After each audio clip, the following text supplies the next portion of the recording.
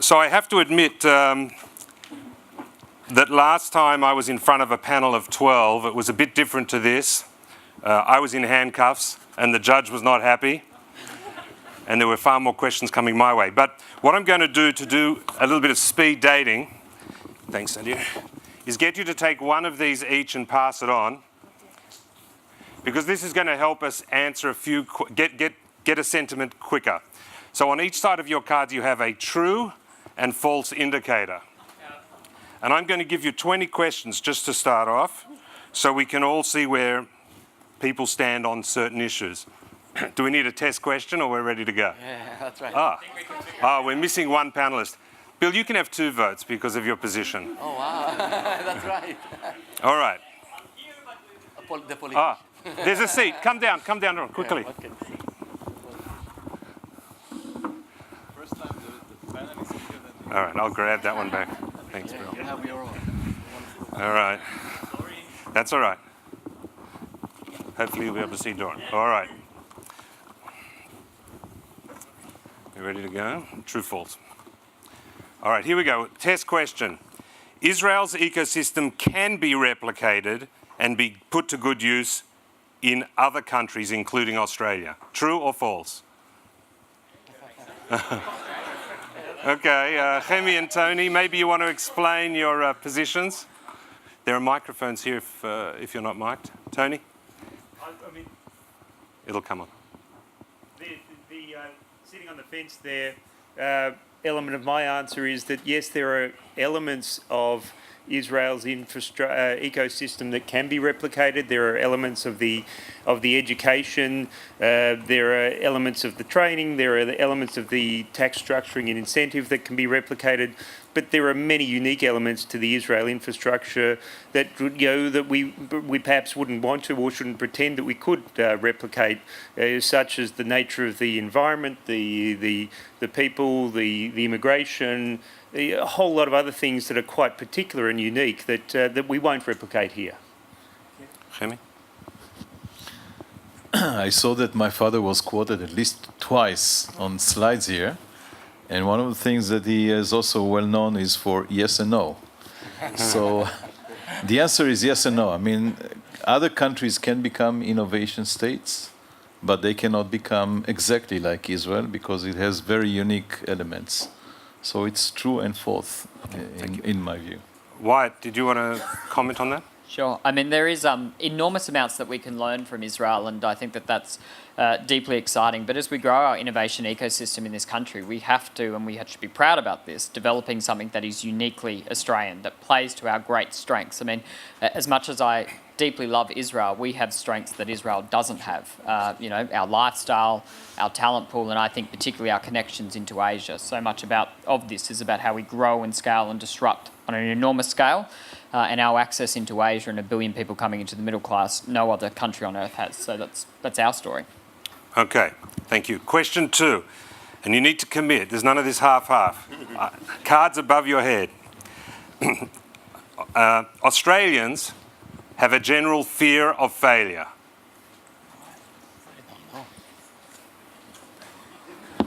Okay. You shouldn't know. Yeah. All right, I'm going to move on. That was a clear message. Australia can be a top 5 player in the world of startup innovation. You're putting it all out there. Adir. I'm not sure if you just want the microphone, but let's hear your view. This is more people in my AGM this morning as well on this panel. I think top 5 might be aspirational. I think there's a lot of countries with a lot of natural strengths, larger population bases, etc. It would be good if we moved into the top 10 as a first step and then kind of aspirationally moved into the top 5. It's good to be able to have some wins rather than set the sights too high initially. Any other takers? Bill? Well, I do... is it working? Yes. I do agree with that comment in the sense that there's a great momentum from the top down, but we've also got to manage expectations somewhat realistically. And when I hear, and I've had a few meetings with Avi and his colleagues the last 2 days, there's a lot to learn, and we've got a lot of advantages and differences. But, top 10, let's go get them. Top 5, maybe next decade. It'll be fabulous. Okay, thanks, Bill. Now the counterpoint question. Here's the statement. Israel will maintain its position as the second or third most active innovation centre in the world. Eyal? For the next 10 years.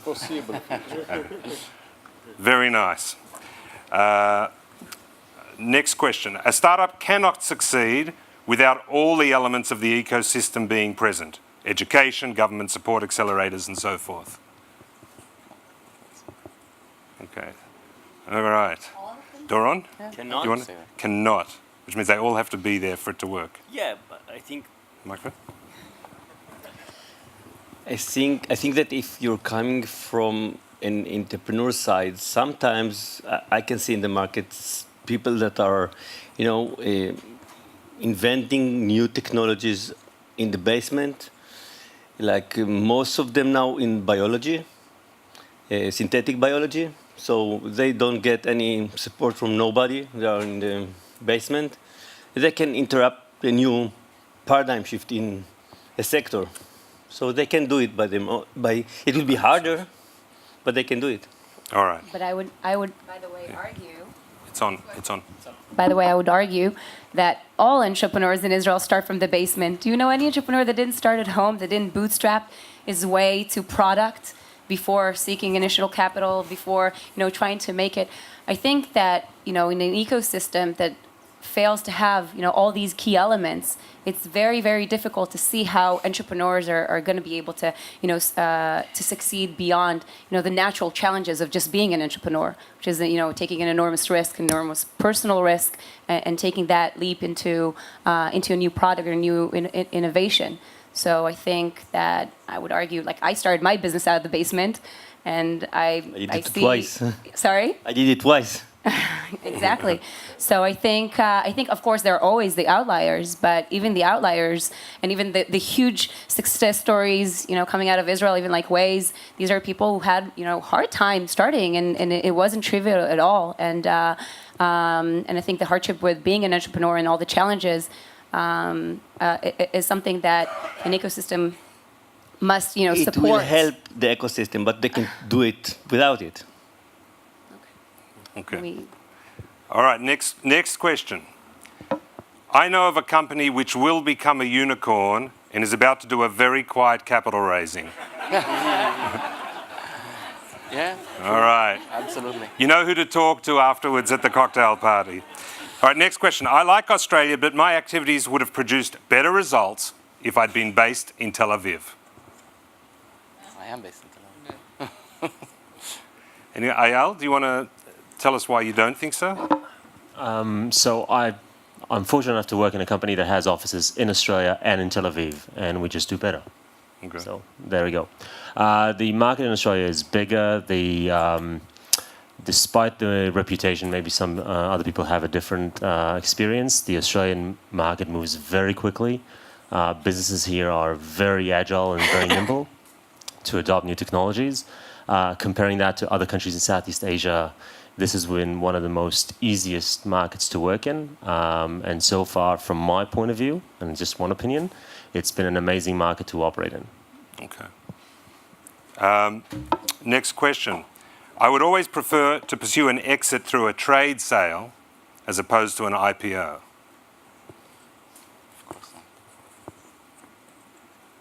Anyone like to make a comment? It looks like a mixed bag of results.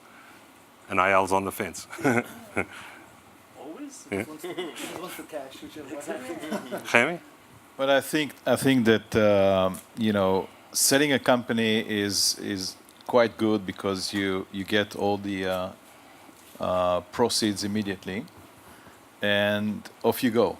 But I think it's much more rewarding to build a huge company and stay there for longer. It requires more persistency and more patience, but you can build something much more meaningful. And we have examples in Israel, for example, I think Mobileye and maybe Checkpoint, Amdocs, and other companies that have grown, and they are over $10 billion in market cap. And I think this is what venture investors need to focus on. as well as entrepreneurs. And only those who do not earn the right to become really big companies need to be sold. Okay. Tony, you were pretty quick to vote on that one. Do you have a comment? Well, I think flexibility from a perspective of those that have contributed to the life cycle of a company, from the entrepreneur through to the early seed investors and so on, and the ability, as Hemi said, to last the journey and stay the journey with those companies through to very large and successful companies, and create what becomes very important as those aspirational points that young entrepreneurs can see in the success stories, which, you know, from the point of view of demonstrating that risk aversion is a bad thing and risk taking is a good thing, is going to be incredibly important for the Australian ecosystem. So, you know, I think it's the flexibility and the opportunity and the aspiration that becomes really important as part of that. Okay. Adir, did you have a comment? Yeah, so I'll just add, you know, if we look at just from a purely financial point of view, you know, there's some kind of bubble in private market valuations at the moment in kind of a barbell shape at each end of the market. But actually, so that skews perspective a bit at the moment. But in fact, if you use my view is if you use the IPO as a stepping stone to growth and to a subsequent exit, in fact, the multiples that you earn in terms of the advantages you get rewarded for as a public company, liquidity, etc., the reporting structure. In fact, the ultimate exit, if you can do it as an interim stage through an IPO, tends to be higher on a pure valuation point of view, in general over time, than in private markets, although private markets today are a pretty good place to be if you can exit from private markets. Avi? I'll just say from our perspective as government, I think what I think is our role. Our role is to provide options. I mean, when someone says about this question, it's always true, that a little bit disturbs me. Because while in many cases it is, I see my job as creating options. I wouldn't want the entrepreneur to sell his or her company because they have to, because they don't believe in their ability to grow, because they don't have the human capital, because they don't have the supporting environment. I think that's our job, is to put it in a place where if it makes sense to sell the business, either to financially reward himself and his investors, or because it just makes more sense in terms of a consolidated enterprise to move to the next phase, so be it. But at least, you know, put you in a spot where you say, you know, maybe we will acquire actually a company and build a bigger company from now on. Yes, very good. 2 more questions in this format. The first, you ready? My age is no barrier to me playing in this industry. I love that. All right, perhaps Alison, someone we haven't heard from, like to make a comment? I think that question is different for men and women. I think with women, age is always taken into account when you're judged, and that can be a good or a bad thing. But I said true in that I don't think I interpreted your question in the one's age shouldn't be a barrier, and I think that's true. I think that there are positives and negatives with everything. Okay. Certainly at scale, where we're focused on female founders, we do tend to see most applicants being over 35, and we're increasingly seeing women in their 50s who have perhaps had a family, those children have left home, and they've thought, right, game on, I am putting, 110% into this. So I think the fascination with very young men is changing, and I think everyone's opening their eyes to the diversity of options out there to invest in. Okay, so since the gender issues come up, let's perhaps hear from the panel about where they feel the ecosystem sits in balance today and where they feel it should sit. Perhaps from each of government, investors and entrepreneurs. I mean, from my perspective, in Israel and in Australia, we are way behind the 8 ball. This is a huge thing that we have to overcome. I think you can only be productive as a nation if you utilise 100% of the population, and certainly when it comes to innovation, we're nowhere near where we need to be. We need to talk about it, we need to make it a national agenda item, and we need to throw whatever we can at increasing participation across not only gender balances, but complete diversity, because that really does drive entrepreneurship and innovation.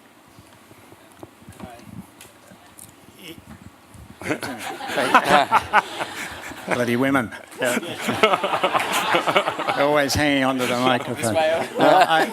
Just a variation on what Wyatt said. In research, certainly in medical research, for example, the Garvan Institute, which I had the pleasure of chairing for about 12 years, where it'd be 66, close to 70% women researchers at all levels. So in the research ecosystem, certainly basic and early stage commercialization attempts, which we don't see a hell of a lot of, mind you, but it's female dominated. I think in the entrepreneurial ecosystem, it's the reverse. And I'd agree with Wyatt. I'm not sure I know the reasons for that, but we are behind the 8 ball. If you think 50-50 or 60-40 or whatever it is, we're nowhere near that. And as you go up the chain, it gets worse. I think the bigger the company is, the worse it is. I just want to say, I think, we have the same phenomena in Israel, but my analysis is a little bit different. There's a clear difference between life sciences and information technology. I'm not sure the difference between basic research and entrepreneurship. It's obvious and well known. I mean, the problem has multi-aspects to it. It's not just one issue. It's many issues. It starts with not enough women or girls, being encouraged to study science, technology, engineering, mathematics. It starts there in a very clear way. And this can and should be changed. And it's a lot of marketing, positioning, and taking out barriers, and very active encouragement, because I agree with the other speakers. It's not a question of what's right or what. We have to do it. We have to do it in a big way. And I think, at least in Israel, we have amazing role models and success stories that can actually show the way for the next generation. But there's life science, I think, is the exception to the rule. There you have, at least in Israel, you have great researchers. I'm talking about female researchers, great entrepreneurs, great CEOs. But in ICT, the situation is different. Ziva, did you have a comment? Just to bring it back to the kind of the financial position, I've been very confused for a few years, and that's what really led us to setting up Scale. When the data says that women-founded businesses, or where there's women on the founding team, outperform those other businesses on multiple dimensions, I just really don't understand why not everyone has the same investment focus as us at investing in female-led businesses. I think it's a great financial opportunity more than anything else. Yes. Jennifer. To your question about kind of barriers and why do we see less women in these fields, I can tell you from a personal perspective that in each and every program that I participated in throughout my education, throughout my professional experience, women were always a minority in these kinds of circles. So I'm a software engineer. I was coding while still in high school and was studying physics and computer science and mathematics, and I was one of the only girls to go down that path. And then went with 8200 in my military service, again with studying at the Technion, software engineering, again like a minority. And I think it starts at a very, very young age that you kind of have that situation where if you're not encouraged to start at a young age, then the gaps really increase, and it's very hard to step forward later in life. I think that at iAngels, we see a lot of female entrepreneurs, and we're both female founders. So we both founded a business, which is a startup. So we're on kind of like both sides of the scale, because we're both startup founders, female startup founders, and we are investors. So, and in both ends, we're kind of like the outliers, because being a startup founder and a female startup founder, that puts you in a certain situation when talking to other investors. And as an investor or women in the VC landscape, again, we're an outlier, and we're something that is considered very unique and very different from a very male-dominant environment and ecosystem. And we're one of the most active investors in Israel today. We've invested in about 7 female-led companies out of a portfolio of 26. So one of the most active investors to be investing in female-driven companies, and that's not our mission, because we're predominantly concerned with returns. So I think that we'll see more of that going forward in Israel with the ecosystem's encouragement. Alison? Ziva first, then Alison. I think I should have asked this question at the end of the session. I couldn't miss that. Unfortunately, I agree with her. Through all my career, I had it also, and I don't know, because when I just presented the ecosystem, I think that women can get a very high position in all kinds of those 4 pillars, the academy, R&D, talking about economy. We have the head of our central bank is a woman, and because we're good, to be modest with you all, we're good. Yeah, are we? And actually, we can be creative. We think much better. And this is my first time that I'm sitting with another 3 women. Thanks, Etty, for that. Because there are 12 people here. Oh. So really, I can see the women in Israel, and specifically, I'm coming from the Ministry of Defense. I'm a retired colonel, and I served in DDR&D organization, and I can tell you that it's the same problem we have also in the military service. Very minority of women get to high position and high rank. So it's pity, because we can do it also as much as. And Alison? I think the issue is one of perception of leadership and leadership quality. And you see that in all sectors, that men are asked what kind of a leader they are, whereas women are asked whether they can lead. And I think that's it's a much harder question to prove. And therefore, when there's some problem or when there's a risk, and in every startup there will be risks, those risks become amplified. Gender is like MSG when it comes to risk in that respect. I would say in my sector, part of what we do is provide software to doctors. There are 130 competitors in Australia. We're second largest. Some of our competitors have done that and raised $20 million in Australia, and they've got nowhere near where we've got. We've only been able to raise 750,000, and it's only when we got to second largest that people were actually approaching us. Whereas I know that that's not the case with others, and I think that part of it was that I was the public face. If my name were Alistair, it might have been a different story. Okay. Thank you, Alistair. So we touched on the issue of early education before. Thank you, Maura. That takes me into another question, which is not a true and false, but hang on to your cards. For those of you who have young children, what are you encouraging them to study?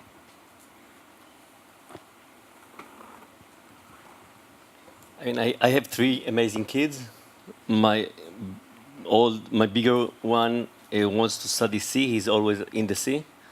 And my youngest is study physics and always physics. So it depends. Every kid has his own preferences. But are you encouraging them to study maths and science? I'm just giving them the option. I'm just showing them why it's so amazing to learn the physics. But the young one catches it up immediately, and the bigger one doesn't want to.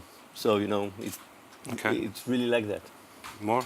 Tell you that I have 3 children, 5, 3, and 1, and I'm 35-year-old, so I'm kind of like doing it all the same track.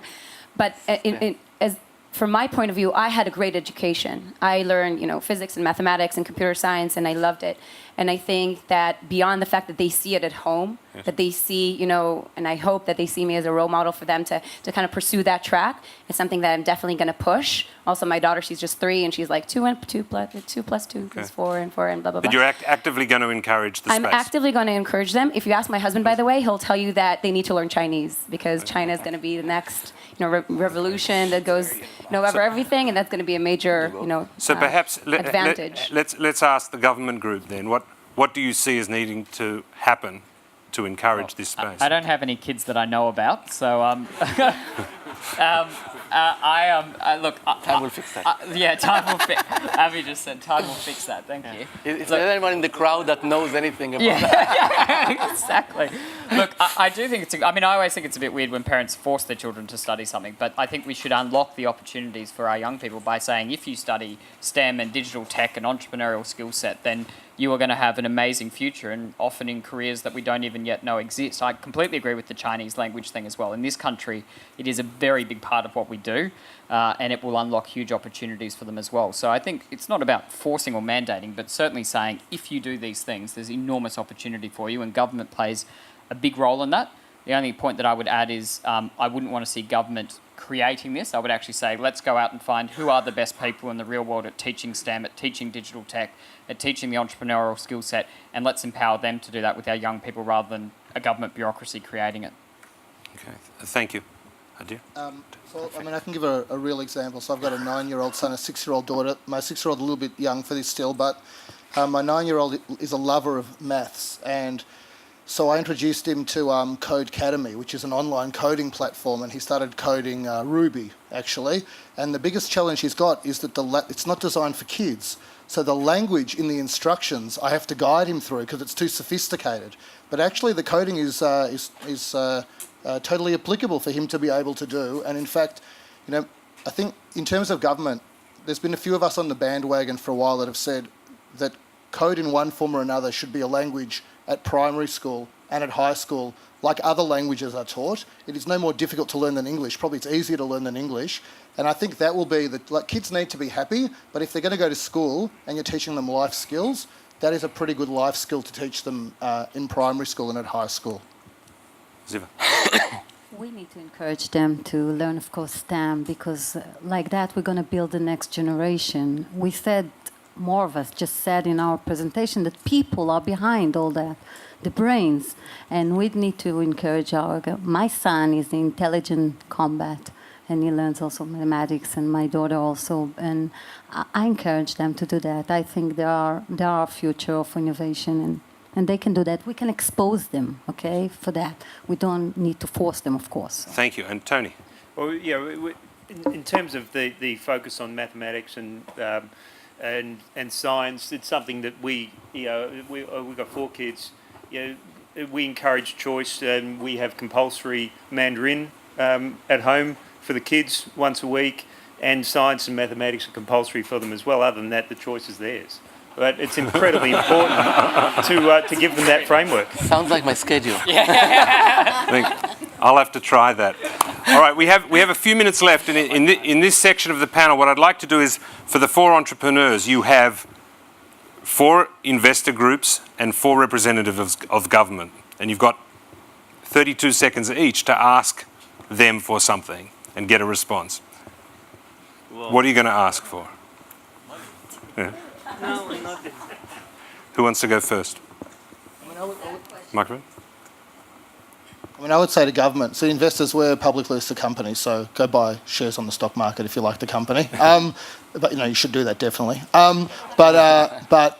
You know, to government, I would say, actually, I think the biggest challenge that Australia faces is that it is, unlike in Israel, where it is pretty cool to be in high tech, and it is a very well-paid job, and everyone is proud to say, not that they're a startup founder, because everyone wants to be a founder, but actually that they're a software engineer and they work in a startup, figure out a way to make it cooler to be a software engineer or some kind of engineer in Australia, and that will shift the ecosystem more than anything else possibly can, because if you bring high-quality people, then everything else will take care of itself, mostly.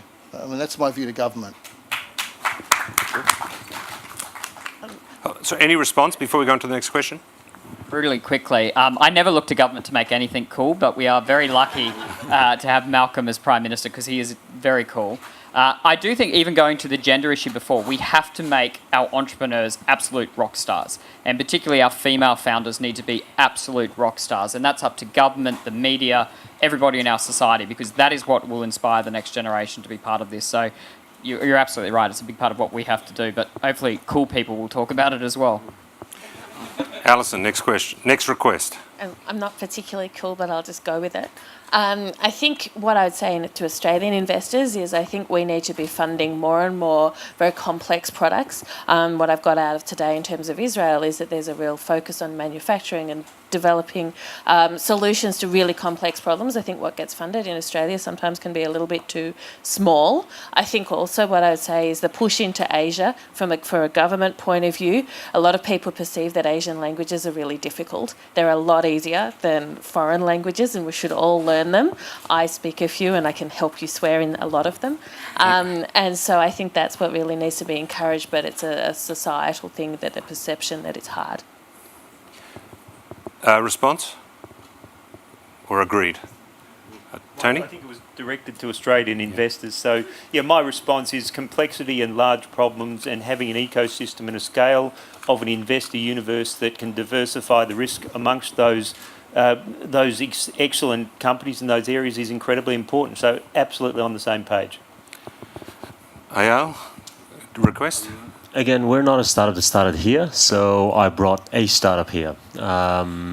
And I'm part of a startup that is growing internationally. I think that's part of the challenge or the tyranny of the distance that we have here in Australia is that how do we take an idea that we create here but then scale it internationally? And this is where I think from people that I talk to, there doesn't seem to be enough support by the government to actually take an idea and scale it internationally. And it's either through partnerships, like events like we're doing here today, or taking those ideas and celebrating them internationally and build the bridges to other countries and to other markets, because the market here alone is not big enough to scale. Any responses? Well, one response to that would be Avi has made it very clear that the core to the success that his Office of Chief Scientist is experiencing, and Israel generally, is collaboration. And, you know, the universities are copying it, I think probably deservedly. It's a biased thing, don't quote me on that, but it's actually everybody in the system here. There is, you know, the universities are driven by some other metrics, obviously, that helps them get funded. But we need the entrepreneurs and we need the SMEs, we need the big corps to get it, to want to collaborate. I think government, and I'd be interested in your ideas, has really got to play a huge role in that, much bigger than anything to date. So if we can make collaboration work, we've got a chance to really, you know, propel some stuff. Actually, that's what we do in the Ministry of Economy, the Chief Scientist. My unit, Invest in Israel, we engage investors with entrepreneurs and with startups in order to leverage their activity and let them do cooperation and collaboration. So. Thank you. All right, ready with your cards. We've got time just for one more question, and here comes the question. Statement, I should say. True or false? I would like to sign a copy of my book for you. Oh, thank you, Bill. Could you pass this copy of Bill's book down the line? Ladies and gentlemen, keep the applause going and thank our panel, please. Bill and Ziva, Wyatt, Avi. Oh. It's on. I just wanted to say that Moore actually flew here for this event during her birthday. And it's a long ride, so it was a long day to celebrate birthday, but she didn't have an opportunity to do that. So with your permission, I will ask you to join me. Happy birthday to you. Happy birthday to you. Happy birthday, dear Moore. Happy birthday to you. Very good. Please thank the panel, ladies and gentlemen. Thank you, guys. Oh, thank you. Thank you.